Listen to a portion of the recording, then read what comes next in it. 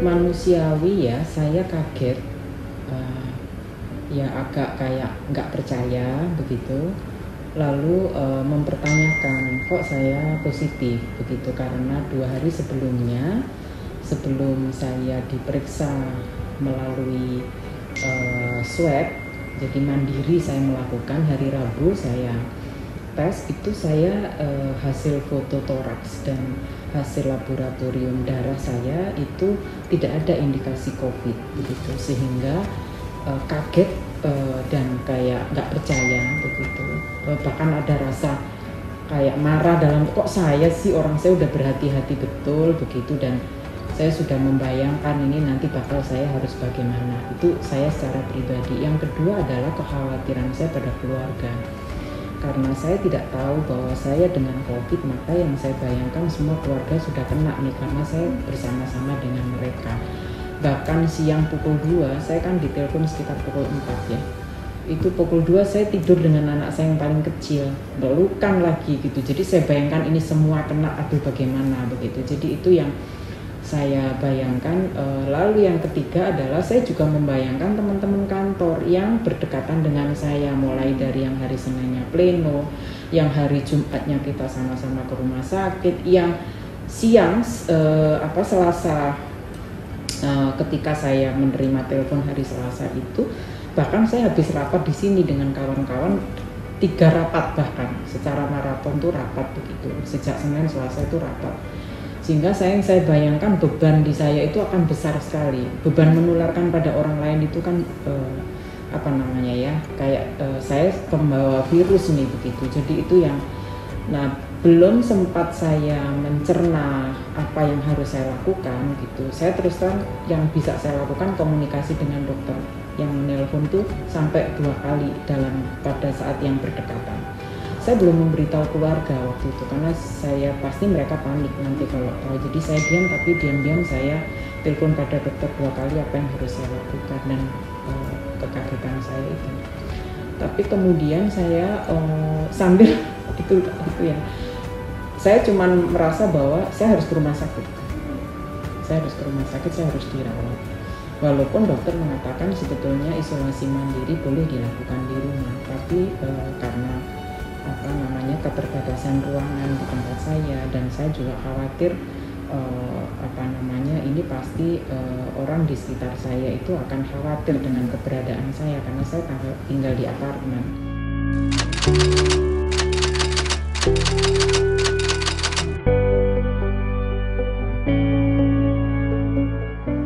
Ya, waktu itu diinformasikan dari dokter di RSPAD kan sore ya, kemudian karena situasi di rumah tidak cukup memungkinkan untuk isolasi mandiri, maka koordinasi dengan kawan-kawan di kantor ya sudah diarahkan ke Wisma Atlet. Nah kemudian ya karena berdua dengan Bu Nini waktu itu kan, akhirnya kita sepakat ketemu di Wisma Atlet. Nah, situasi di Wisma Atlet waktu itu kan baru buka 2 hari ya kira-kira untuk rumah sakit darurat. Jadi kita lihat prosedur, kemudian penanganan terutama di depan, di bagian depan itu tidak cukup kondusif ya, dan kita lihat lebih banyak yang mungkin jauh lebih membutuhkan dengan rumah sakit, penanganan rumah sakit pada saat itu. Jadi ya sudah, kita berdua putuskan untuk tidak di Wisma Atlet. Itu juga didukung oleh advice dari salah seorang dokter rumah sakit RSPAD yang kita hubungi pada saat kita sampai dengan kondisi itu. Kita tanya, terus beliau tanya juga kondisi ibu sendiri bagaimana, artinya apakah memang membutuhkan penanganan rumah sakit, karena memang kami merasa berdua tidak sampai harus diinfus atau tidak dalam kondisi yang sesak nafas dan segala macam. Jadi kita berdua kayaknya kita masih bisa. Oke Bu, kalau begitu Ibu cari tempat yang bisa isolasi mandiri. Ya sudah, akhirnya kita mencoba malam itu untuk mencari tempat yang bisa kita berdua treatment sendiri ya, isolasi sendiri. Nah, tapi satu malam kita merasakan bahwa kelihatannya tidak kita juga perlu gitu ya, karena kita tidak tahu apakah ini hanya situasi awal, kondisi awal gejala ini, sehingga apakah ini akan memburuk atau tidak gitu. Nah, apalagi kemudian Bu Nini juga merasa usia saya sudah lebih dari 50 begitu, jadi ya sudah, kita putuskan tetap cari rumah sakit lain. Nah, jadi akhirnya kita cari rumah sakit yang bisa menerima pasien COVID, tapi bukan waktu itu. Akhirnya kita putuskan ya yang bisa menerima waktu itu ya Rumah Sakit Bayangkara ya, yang di Depok. Ya sudah, kita mengarah ke sana ya. Kebetulan di sana memang mereka juga baru pertama kali hari itu menerima pasien, jadi kita termasuk batch 1 gitu.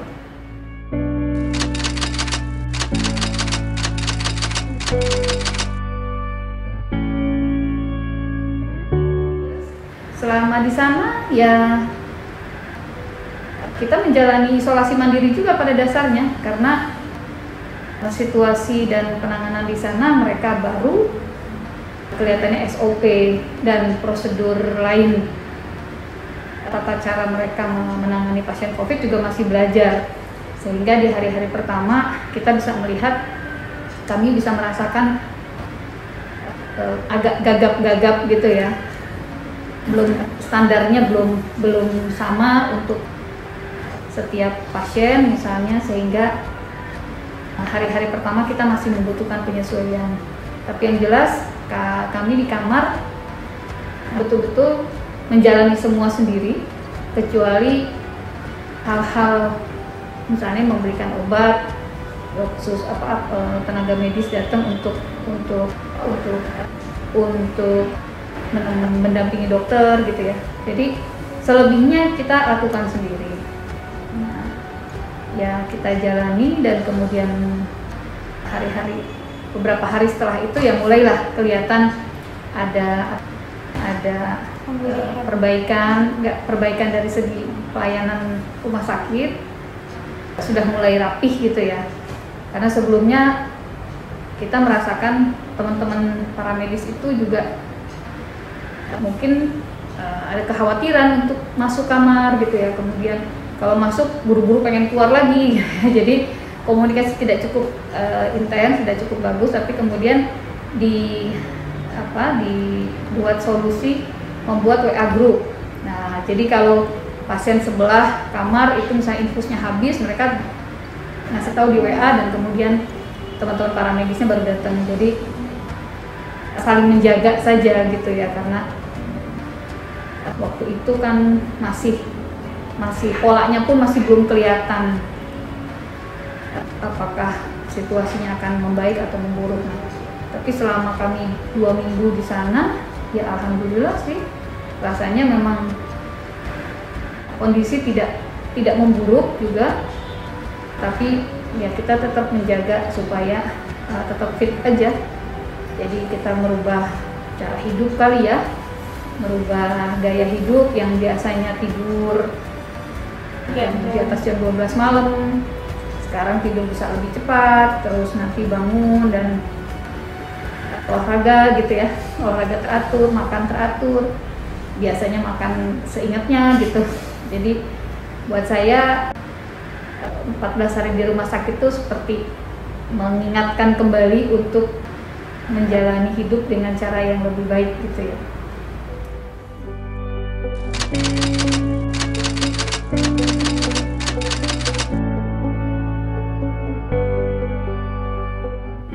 Kalau dukungan dari kantor sih alhamdulillah, saya bersyukur sekali seperti menemukan keluarga baru. Jadi mereka kantor tidak hanya memikirkan saya ada di mana, tapi bagaimana kelanjutan saya melakukan pengobatan. Bahkan saya disupport vitamin, disupport makanan kecil yang kami butuhkan begitu ya. Bahkan ditanya yang diperlukan apa, buah, saya juga dikirimi, kami berdua disupport lah ya tentang saya, dan pimpinan sangat memperhatikan. Saya berterima kasih sekali ya, dan bukan hanya pimpinan tetapi juga teman-teman sekretariat yang itu sangat membantu tentang kami berdua begitu. Dan tidak ada yang menstigma kami berdua, walaupun mungkin awal-awal ada yang takut ya dengan kami gitu, dan itu kami paham sekali. Justru saya merasa kasihan gitu. Mereka sampai harus begitu pengen menghormati kita, tapi mereka juga khawatir kami tertular dengan virus yang nggak kelihatan di wajah kami berdua itu, sehingga bentuk kasih sayangnya itu sampai, aduh Bu gimana ya ini, nggak apa-apa, saya bilang memang tidak boleh mendekat, kalian itu sudah betul begitu. Artinya dari awal ketika dinyatakan positif, ya koordinasi tentu dengan Pak Sekjen dan kawan-kawan, kawan-kawan protokol, kawan-kawan yang artinya berisiko waktu itu adalah yang tentu yang bareng satu mobil gitu kan. Kemudian waktu kami diisolasi di tempat isolasi mandiri sebelum masuk rumah sakit itu juga yang menjagain teman-teman protokol, kemudian kawan-kawan anggota ya support penuh gitu, termasuk yang mencarikan rumah sakit, kemudian yang ngurus di tempat isolasi gitu, itu pimpinan yang lain sangat support gitu ya, jadi ya kita nggak merasa sendirian lah ya.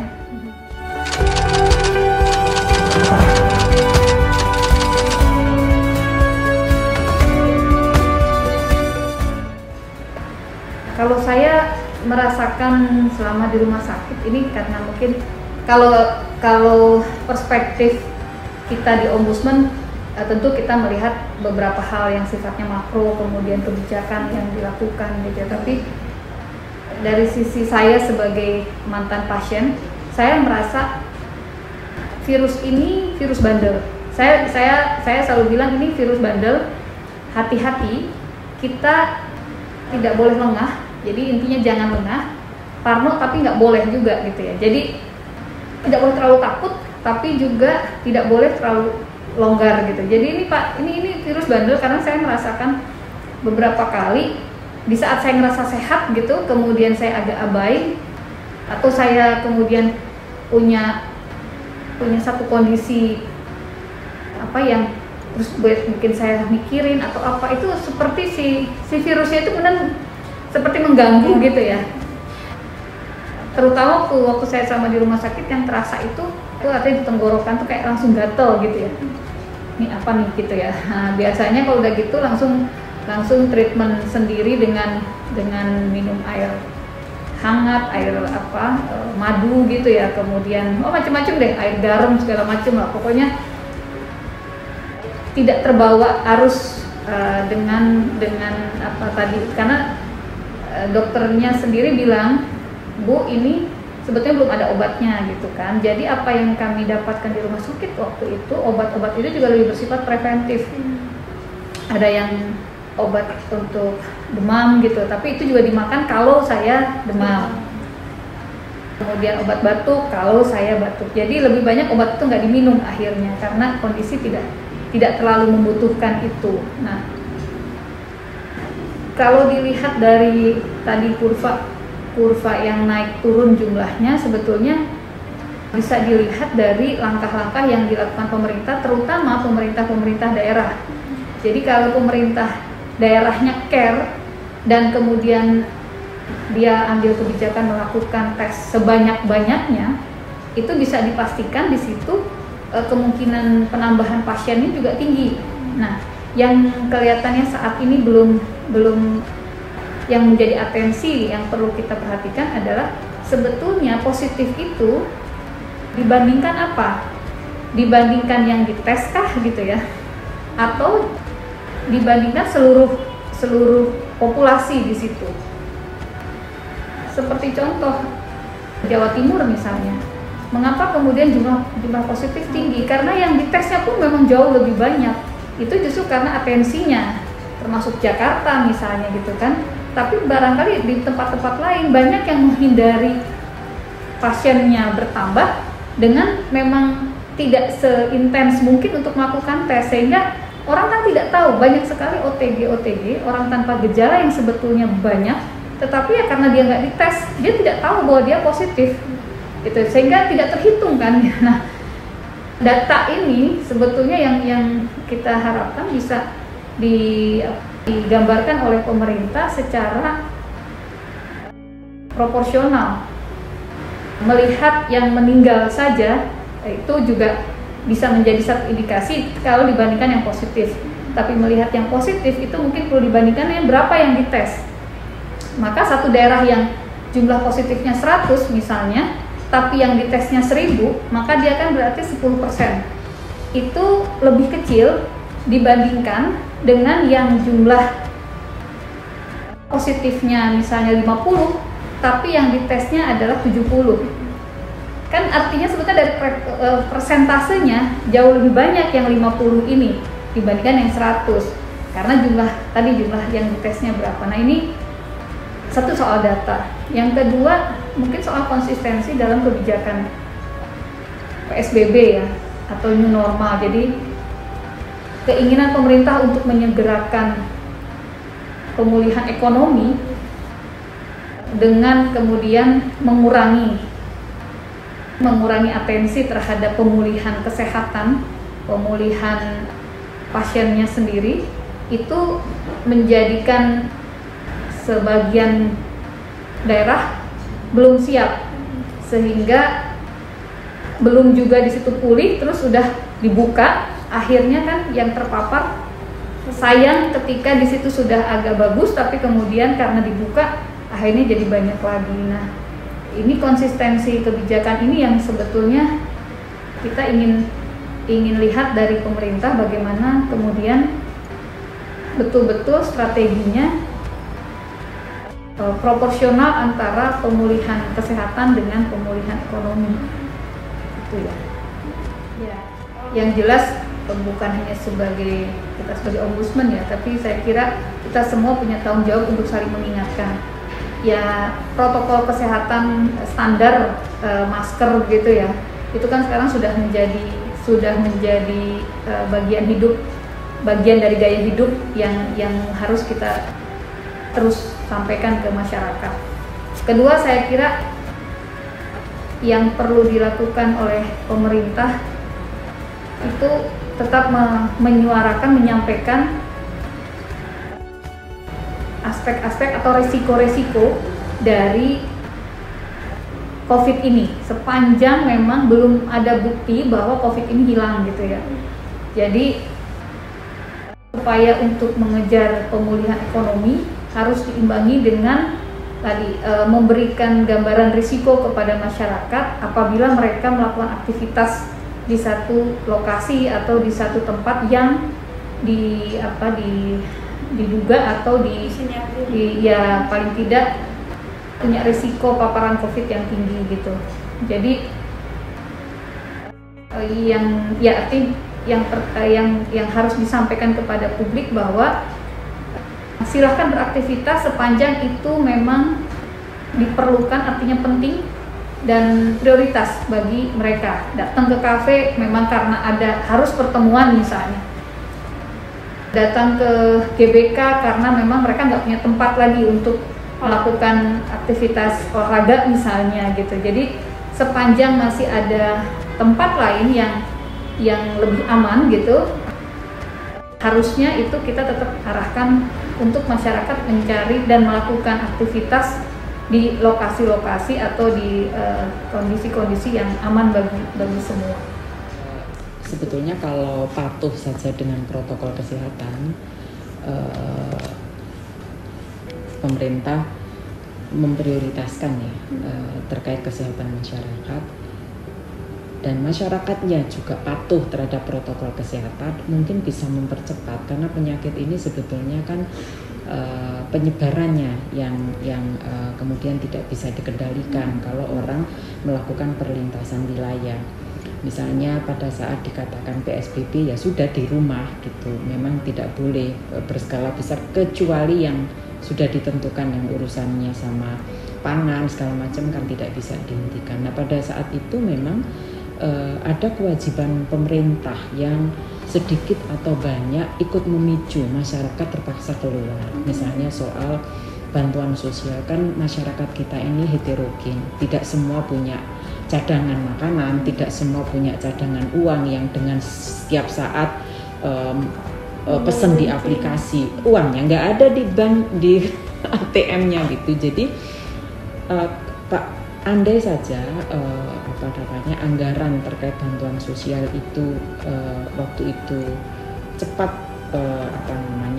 memberi jaminan pangan kepada warga masyarakat, terutama yang memang berhak mendapatkan, tidak ada kesalahan pemberian, ada yang double, ada yang tidak dapat, ada yang perlu nggak dapat, yang tidak perlu dapat, mungkin itu akan mengurangi intensitas orang untuk keluar rumah. Itu satu. Yang kedua adalah soal ketegasan, Mbak, kebijakan pemerintah pusat dan daerah. Seringkali kan ini ada perbedaan. Yang satu mengatakan kalau wilayah PSBB maka tidak boleh keluar. Tiba-tiba pemerintah pusat dalam memberikan bantuan sosial itu meminta pada masyarakat untuk mengambil di kantor pos misalnya. Itu keluhan banyak sekali. Akibatnya orang keluar dari rumah untuk ngantri, membuat kerumunan. Padahal kalau di wilayah PSBB tidak boleh ada kerumunan. Lalu soal perlintasan wilayah, tiba-tiba diperbolehkan melakukan perlintasan wilayah, padahal itu sedang PSBB, sehingga aparat keamanan juga kesulitan. Ini saya pegang atau tidak, bahkan sampai ada polisi-polisi preman-preman ya, yang kemudian melakukan masyarakat sipil yang kemudian bertindak sebagai aparat keamanan ketika di perlintasan wilayah. Perlintasan wilayah ini kan bingung loh, katanya nggak boleh keluar masuk wilayah, tapi kok gitu, atau kalau keluar masuk wilayah harusnya dikarantina 14 hari, tapi kok nggak disediakan ininya gitu, sehingga itu yang ikut memicu kemudian ada satu wilayah yang kemudian yang awalnya kecil itu menjadi besar karena tadi perlintasannya tidak dijaga. Harusnya kan kalau orang misalnya ini kan berawal dari kemarin nih mudik lebaran, orang boleh melakukan perlintasan begitu. Padahal kalau PSBB ya semua udah di lockdown, namanya di lockdown sementara gitu, untuk jadi tidak boleh melakukan. Kalaupun orang mau melintas, dia tidak bisa langsung ke rumah, dia harus dikarantina 14 hari.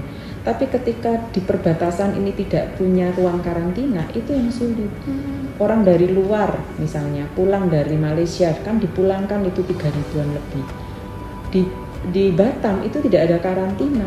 Karantinanya ruangannya terbatas. Begitu pulang ke NTT tidak ada karantina. Akibatnya di NTT juga meningkat. Memang tidak sebesar Jawa Timur ya, Pak. Jawa Timur itu lebih parah lagi.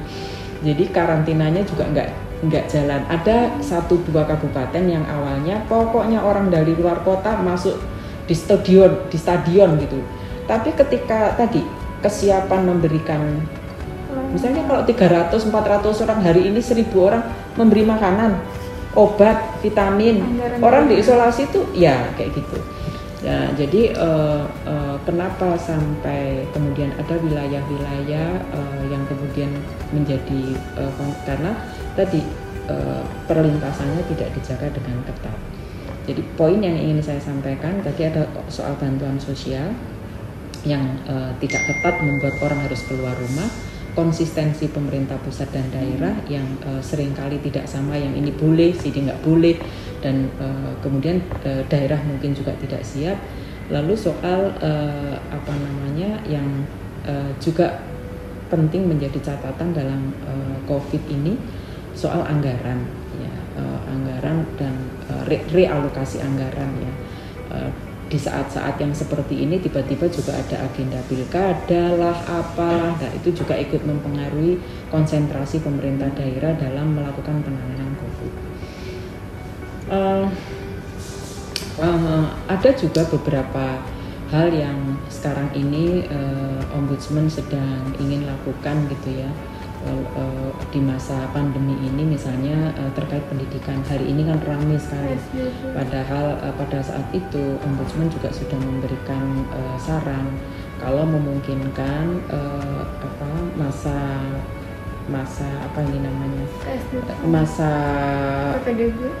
masa pelajaran baru itu loh, tahun baru itu tidak sekarang, karena orang pasti bingung nih, tahun ajaran baru itu jangan di bulan ini tapi nanti Desember, sehingga orang masih perlu ada kesiapan bagaimana cara melakukan penerimaan siswa soal tesnya segala macam, dan kita menghimbau semua lulus, kayaknya itu sudah semua lulus tanpa ujian.